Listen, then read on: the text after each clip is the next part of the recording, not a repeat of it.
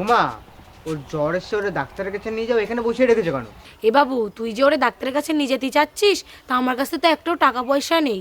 ওমা, তুমি এক কাজ করো, আমার বন্ধু হানি আছে না, ও তো ডাক্তার, তুমি ওর কাছে নিয়ে যাও। বন্ধু তাই কি, তা ওর কি টাকা পয়সা দিতে হবে না নাকি? আরে হানি তো আমার বন্ধু হয়, ও তোমার কাছে টাকা পয়সা চেতে পারবে না, তুমি যা দেবা ও তাই নিয়ে নেবে। এ বাবু ঠিক আছে, তা তোর যখন বন্ধু, যা তুই গিয়ে ডেকে নিয়ে আয়। আচ্ছা, আমি এক্ষুনি নিয়ে আসছি।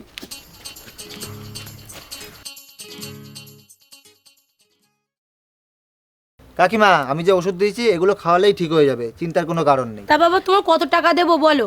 কাকিমা, কি আর বলবো, নিজেদের মধ্যে তোমার যা ভালো লাগে তুমি তাই দাও। ঠিক আছে বাবা, তুমি একটু দাঁড়াও, আমি আসছি।